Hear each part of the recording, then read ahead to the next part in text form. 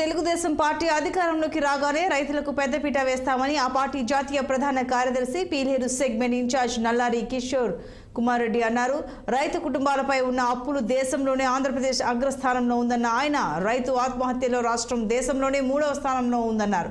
ఇక కౌలు రైతుల ఆత్మహత్యలో 2వ స్థానంలోకి ఎగబాకిందని విమర్శించారు. టీడీపీ గెలిపే లక్ష్యంగా గ్రామీణ ప్రాంతాల్లో బాబు షూరిటీ భవిష్యత్తు గ్యారంటీ కార్యక్రమంలో నల్లారి పాల్గొన్నారు.